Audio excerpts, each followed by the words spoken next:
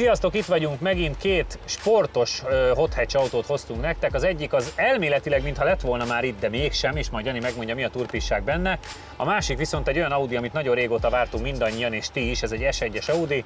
A Meganeból pedig ez már a Trophy változat, ezekkel fogunk ma játszadozni. Támogatónk a Makma.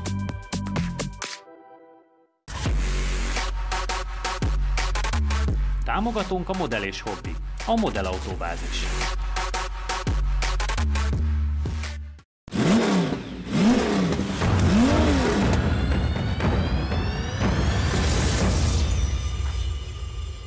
Az Audival fogunk kezdeni, amelyhez Csabi kapott információkat a tulajtól. Nyilván tudjuk, hogy a 4 karika nem az ő szíve világa, de talán ez a kis autó hát ha megközelít, és hát ha boldogan fogsz tudni majd belőle kiszállni, hiszen legalább mindenhol hajt, és mondjuk széria, de legalább mondd el az információkat róla. Információ, Audi S1, széria autó, nincs rajta semmi okosítás, tuning, akármi. Összkerékhajtású, ugye 230 lóerős, 1390 valahány kilogramm, kéziváltós, azt mondta, üssük, vágjuk, bírja. Szeretem az ilyen tulajokat egyébként. Kapcsoljunk ki mindent, menjünk vele, biztos jó lesz. Ennyi volt a... Jó rajta a gumi is. Jó rajta a gumi. 69 000 kilométer van benne, úgyhogy azt mondtam már be van járat, már nem fáj neki szegénynek. Úgyhogy ez már látott sok mindent, úgy tűnik. János, neked bármi emléked van ezzel az autóval? Gondolom tesztautóként ültél azért ilyenbe. Igen, valami van, és így tök jó pofa volt, ilyen pici. Ilyen van Szabó Krisztiánnak. Gyere, mondjál! Maga a karosszéria az ugye egy utcai A1-es, S1-es, nem tudom, 1300 kg ebben a kategóriában. Veled együtt 1300 kg? Velem együtt. Azért erre az 580 ló meg a 700 Nm összkeréken azért az... A gyorsulása olyan 2,5 alatt van 100-on.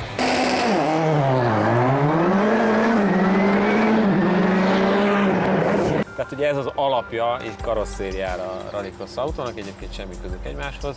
Nekem az maradt meg, hogy ilyen kis pici, de ilyen játékos és jól megy. Tehát főleg egy ekkora kaszniba azért ez a teljesítmény. Főleg azt hiszem 370-es nyomatéka, tehát hogy így azért az jó. Én azért azt gondolnám, hogy a régen nagyon áhított Nürburgring Edition Forza OPC időt azért azt meg kéne csinálnunk. Nem csak azt. Azért sok minden mást is. Álló rajtból azért kéne. Igazándiból én szívesen hasonlítanám olyanhoz, ami még nem volt itt, mondjuk egy mini John Cooper Works-hez, mert az is teljesítményben hasonló, de lehet, hogy a rajt miatt azt is megverné, pedig azt azért jó vezetni. Mert kíváncsi vagyok, hogy most az első olyan autó, ami akár a Stinger GT-nek a kétkörös idejével vajon felveszi a versenyt, mert ugye a kisebb meg jóval gyengébb, de játékosabb, és az nálunk itt jó lehet. Nagyon sok kérdője van a fejünkben, lássuk! Elmelegszik-e vagy nem? Nem. Menjen ő, úgyis. Menjen ő. Az új év elején még van ennek jelentősége, úgy tűnik.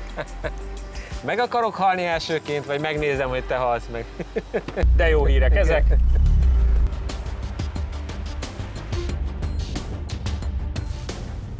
Na lássuk. Egyébként nem egy férfias kiállása van, és mégis. Nem. Azt mondhatod egyébként, hogy 4000 megtart, igen, nem rajtprogram, de megtart, és onnan állítok egészen most már ezek az új modern motorok nem engedik, hogy üresbe színné forgasd. De hogy onnan a Quattro megoldja? Igen, persze. Elúszott a feneke ott azért. A bemelegítés nem sikerült annyira jól. Ezért kell majd a szemiszkikkes Megánnal még többet melegítenetek.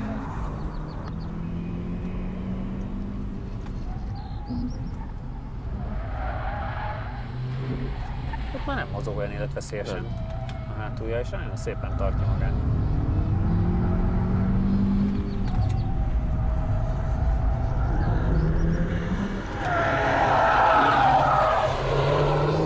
Honnan ki tud gyorsítani? Ez igen. A kanyar végétől már ment a kigyorsítás szépen.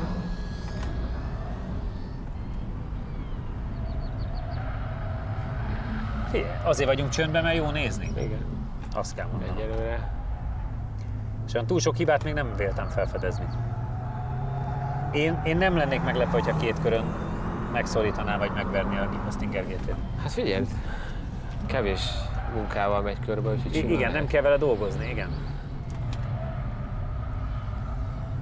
Ott egy kicsit túl. Hát jó, csak ott a Stinger GT-vel keresztbe jöttök ki.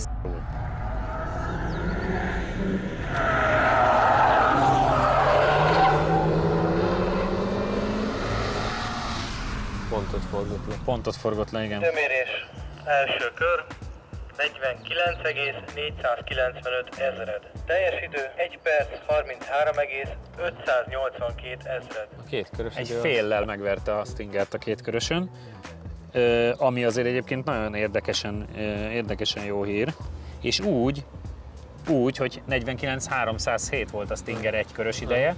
Ezek azért nagy érdekességek, meg nagy tapasztalások, és egyébként mondtátok, hogy John Cooper Works-el hasonlítanátok, konkrétan pont a sima Cooper S mögött van. 49 fél, és mondtad, hogy a John Cooper Works-höz szeretnéd hasonlítani, és pont a Cooper S mögött van minimálisan, az 488, ez meg 500 eleje. Ami érdekes, hogy már a mozgásában mondtam, hogy a Stinger GT-hez lehet köze, és ugyanannak 49.300 volt az egyköre, viszont a végére a két körön fél másodperccel megverted a Stinger GT-t. Wow. Egyenesben messze nem megy akkorát, mint a Stinger ment. Nem is ahhoz akarjuk hasonlítani, csak... a kanyarok jók. Az az igazság, játékos az autó, emiatt élmény olyan szempontból vezetni, hogy kanyar bejáratnál is meg tud csúszni a hátulja, de olyan nagyon kis szépen kontrolláltan, és utána nyugodtan vissza lehet állni a gázra, viszonylag semleges maradt, tehát nem kezd el nagyon csúszni az eleje, tehát egész jó. Annyira sok erőt nem éreztem benne, hogy őszinte. Egy szűk tartományban azért úgy megy rendesen, de úgy le nem tépi az ember fejét. Jó, persze, senki nem ígérte, nem 300x lóerős, de ilyen kis autóhoz képest tényleg tök jó élmény vezetni, de visszafele gurulva pont azon gondolkoztam, hogy ha tetszik, ha nem, szerintem ilyet a John Cooper Works is megy. Meg kell majd néznünk egyszer, János, próbáld meg. Ennyi, a dupla szemüveges fiú.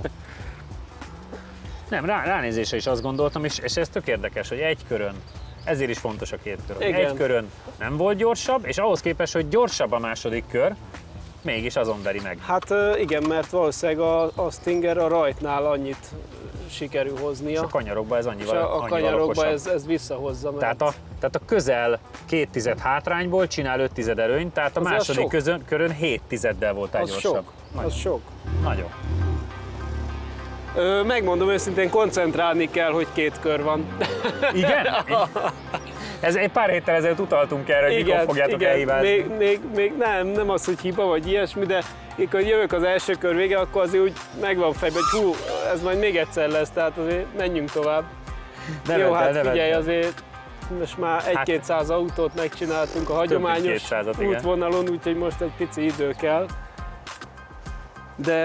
De érdekes, és más a második kör. Például van olyan kanyara, amit másik fokozatba vettem a második körbe. Tényleg? Aha. Akkor át tanulsz már egyik körből a másikba, igen. Tehát, hogy tudok már egy picit jobban az autóra ráérezni, a fékre, a váltó, mert ugye ennél is hiába nem forog még maximális fordulatszámon a motor, ott már nincs ereje. Tehát én például sokszor inkább 3-ast váltottam, holott a 2-es még nem fogyott le, de ott már nem húz. Meg ugye tudjuk, hogy jó a nyomatékértéke, tehát inkább azért is rúgtál bele. Azért inkább 3-as, és hátul is megpróbáltam a második körbe inkább 3-asba, mint 2-esbe, mert úgy éreztem, akkor jobban kijön a kanyarból. Tehát így 2 körön több lehetőségünk van ezekkel próbálkozni.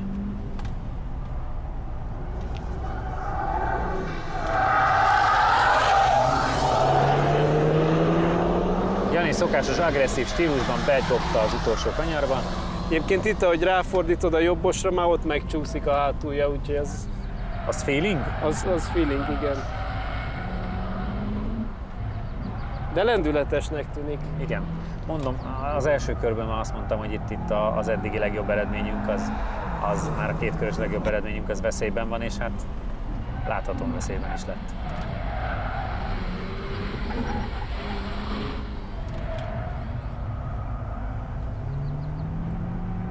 És Janival ugyanígy csöndben voltunk, mert annyira jól néz ki, meg annyira jól mozog, hogy nem tudtunk mit mondani.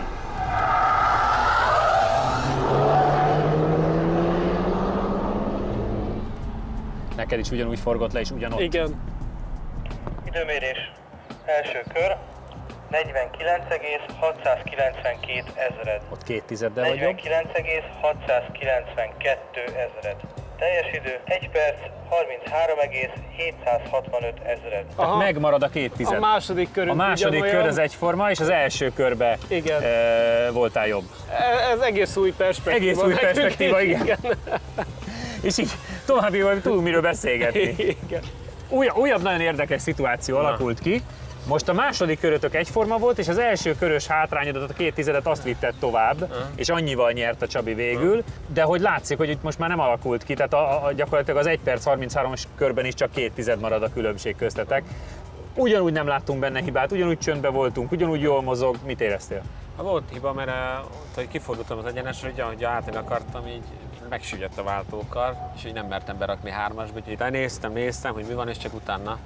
És így gyakorlatilag ott lett egy lyuk az egyenesbe, hogy valószínűleg ott kaptam ki. Amúgy így mozog, ez ugyanez, hogy egy kicsit a szűk tartományban nagyon erős, és akkor ott nagyon ki akarja tépni a kezedből, és utána, hogy forgatod, úgy elmúlik az egész. Tehát valahogy nem úgy megy, mint egy ilyen sportmotor. Ugyanerre utalt a Csabi, csak szerintem már nem voltál itt, hogy inkább elváltott korábban és 8-ból ment. Ugye ettől ez egészen furcsa volt, de amúgy meg kezelhető, meg több barátságos autó. Épp azt mondtam, hogy én a második körbe, bocsánat, már ott hátul 3-asba csináltam végig, mert 2-esbe épp mondom, hogy hiába nem forog le, már nem megy.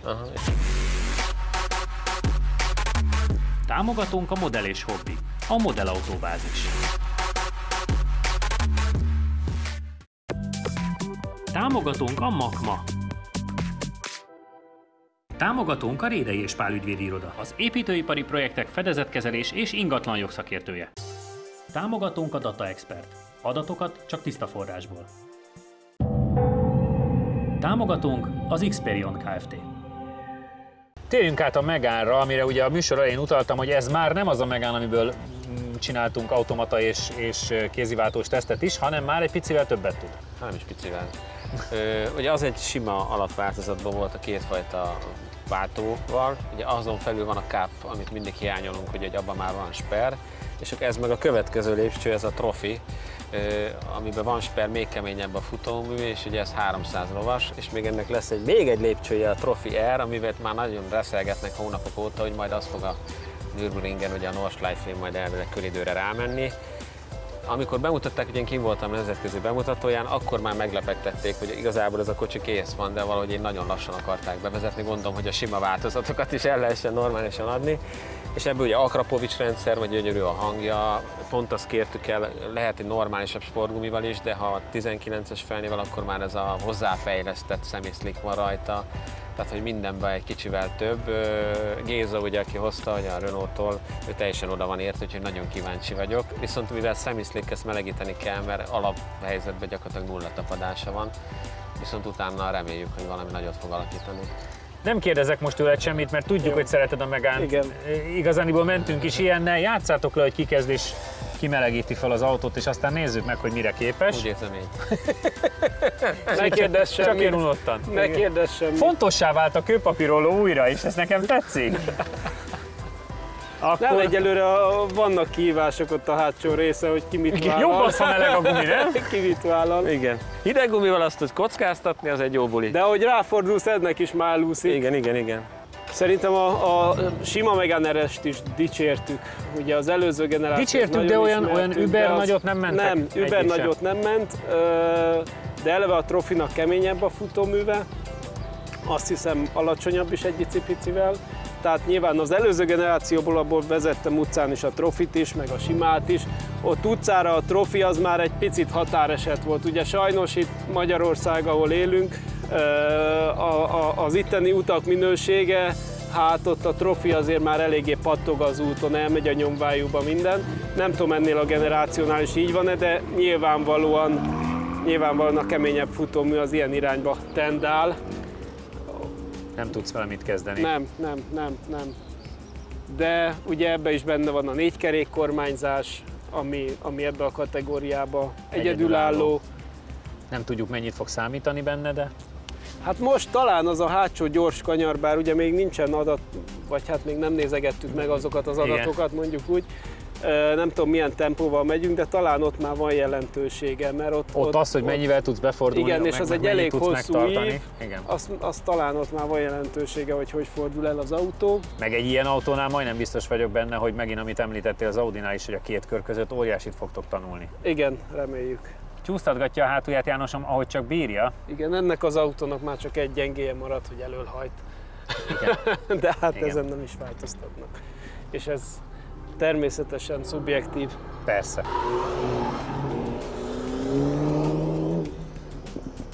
Hát már így ilyen hagyományos üzemmódban. Már ilyen alapüzemmódban is pukkog ez az Akrapovics, igen.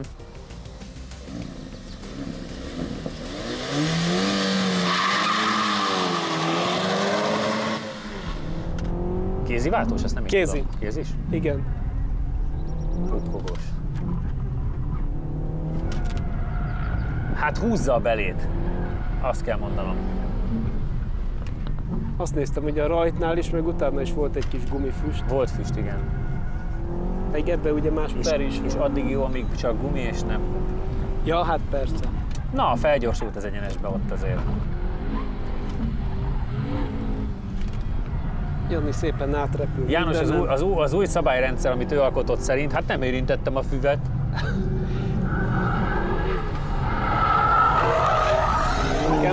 Annyira tetszik, hogy ki van szélesítve. Igen. Na ezzel oda betalálni. Meglibbentette azért ballal. Jaj, anyám. Maradj velünk. Elfordult. El. Azért az most ott gyorsan történt ez a dolog. Ja Istenem. Az új kétkörös abszolút időnk az csukott szemmel is megvan.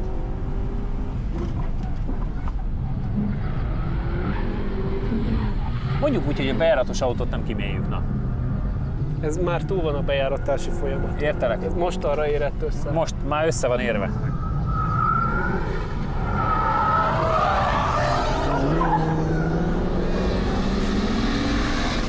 Nem igazán volt hiba a két körben, nem, azt kell mondanom, szép volt. Időmérés. Első kör 47,440 ezred. Fókusz RS plusz. És a sima meg 1 perc 28,929 ezred.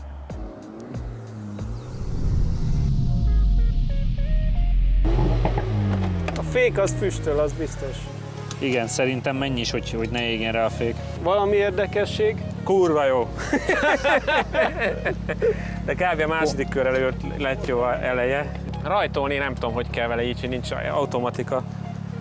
Ott abban maradt. Jó.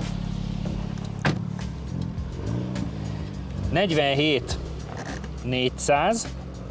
Az azt jelenti, hogy a Focus RS Plus mögött van, és igazániból ugye kétkerekes utcai autóból egyedül a Civic Type-R veri meg.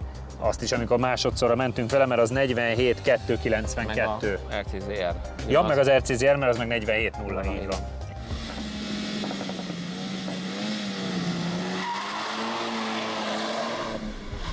Csabi főfújta. Igen. És csipog, ugye váltás előtt csipog, akkor hallod, ugye minden egyes kanyarhoz odaérsz, ugye durog vissza, iszonyat élmény. És én azt mondtam Csabinak, hogy szerintem simán hinném, hogy 300 fölött van lóerőben, mert annyira erős, még a semi-slicket is elcsavarja. Láttuk a rajtodnál is, meg egy-két kigyorsításnál. Ott még nem volt meleg a gumi, de utána itt is rálépsz, és sperre ellenére igen, is. És érzed, hogy már meleg az eleje, de még mindig húzza. Brutálisan erős. Hát? És van hát 1 perc fék 28-as idő lett, úgyhogy azért az abszolút időt azt megdöntöttetek egy 5-öskével. 5 jobbak ment, mint a 370-es. Igen, a két körön sok minden fog kiderülni. Na, ezt nem olyan jó nézni, ezt a részt. Nekem ott onnantól úszott, és úgy szedtem össze. Ő elment szépen okosba. Igen. Meglátjuk, melyik lesz a gyorsabb. Olyan jó érzés egyébként, meg ott ugye, ha elkezd úszni, ott Isten őriz, hogy levedd a gázról a lábad. Hát tudom, meg közel van a partoldal. Tehát, hogy akkor valahogy behúzod egyenesbe, és akkor utána fék. Ott az kicsi fűlátogatás. Egész bátran mentek át a sikánon mindketten, érdekes. Úgy mondanám, hogy ez a két kör újra izzott a harc köztetek. Igen. Hát ilyen autóval szeretünk mind a ketten menni.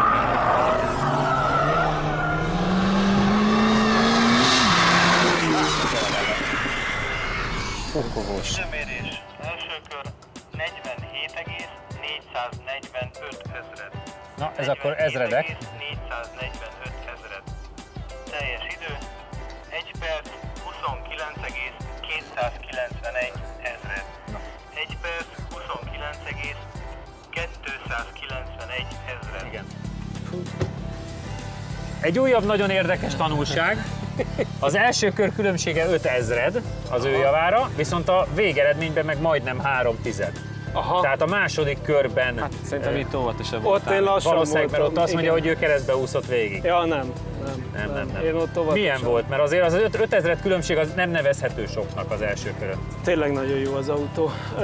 Én nagyon nagy különbséget érzek, sokkal nagyobbat, mint az előző generációnál a sima RS és a Trophy között. Tehát nem csak motorerőben, hanem az egész viselkedésben. Ez jobban ott van az úton. Igen, csak ugye abból te a kápos vezetted, tehát itt is ugye a kettő között a káp lenne az, ami... Igen, ez igaz.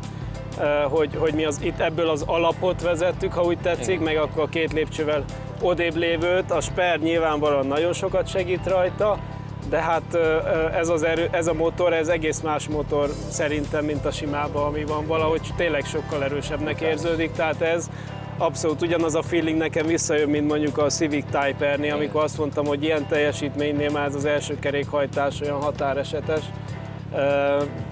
Szenzációs. Hát a Civic Type R-től ugye 1,5 vagytok csak elmaradva. Hogy egy mondat erejéig csak beszéljünk az új dupla körünkről, 5 másodperccel mentetek gyorsabbat, mint a Stingerrel. Igen. Azért az sok. Én pont erre akartam utalni, hogy értem, hogy itt fölgyorsultunk, meg gyors lesz a második kör, meg 2 kilométer. 5 hát 2 kilométer az még mindig fele annyi, mint mondjuk egy normális Grand Prix pálya, vagy még kevesebb. Hát jó, de ez kezelhető volt. De igen, meg ez az autó, ugye itt látszik 300 lóerő, a Stinger 370, de az erő magában semmit nem számít ilyen szempontból. Nyilván ez súlyba is alacsonyabb, de biztos vagyok benne, hogy kanyartempóban is sokkal odébb van, tehát hogy elképesztő jó fordul az autó. Az Audi esetében Jani egy egészen kellemes 3,4 másodperces gyorsulást produkál, majd az első körös összehasonlításban gyakorlatilag annyi a különbség, hogy a hátsó egyenesben Jani alatt nem megy eléggé az Audi, így az egyenes végére nem kevesebb, mint 7 km/h megy lassabban. Addig gyakorlatilag vezette a versenyt, sőt az utána lévő részt is ő csinálta még minimálisan jobban. Ez már nem az első eset, amikor egy autó a 2 fiú alatt másképpen megy. A második körön aztán valahogy észhez tért Jani alatt az Audi, és szinte minden kanyarban egyformán ment a 2 fiú, Jani valahogy mégis megszerezte a leggyorsabb tempót 120,67 km/h-val. Az egész végén 14 000 döntött a második körön Jani javára, de ez összesítésben már nem volt elég, és nem tudta kompenzálni azt, hogy az első körben nem ment alatta a kocsi. A Megane RS mindkét srácnak nagy kedvence. Jani mindig olyan autókkal megy nagyot, amit egyébként nagyon vár. Érdekes módon hiába kezdett ő, mégis már az első kanyarokban is gyorsabb. Csabi a kör végén jobb egy picivel, de csupán a különbség 5000 másodperc kettőjük között. A második kör Janinak nagyon kiadta, nagyon belekezdett, a sikánon szinte átmegy padlóval, majd utána is extrém durván veszi azokat a részeket, amelyek újak a pályában, ezzel nagyjából meg is nyeri a kört. Mindkét srác nagyon komoly második kört megy egyébként, hiszen az Audi S1 44.0-ás második köréhez képest Jani a Megannal 41,5 környékét ment, és Csabi is csak 3,5 megy lassabban. A körben egyébként Csabi a sikánban volt sokkal gyorsabb, de utána Jani a balost jobban találja el. A maximális sebességünk érdekes módon Csabié, és nagyon meglepő, hogy az első körben éri el a 126,6 km/h-s sebességet. Visszatérve még a rajtra, Jani 3,5 másodperc alatt éri el a 60-at, ami meglepő, hiszen ez az érték egy picivel lassabb, mint az Audi. Srácok, ezek voltunk mára, kövessetek bennünket mindenféle internet oldalainkon, jövő héten is itt leszünk, legyetek itt ti, sziasztok! Ha még nem tetted meg, most azonnal iratkozz fel a csatornánkra. Nyomd meg hozzá a kis csengőt, és így nem maradsz le a Lap Timing adásokról sem.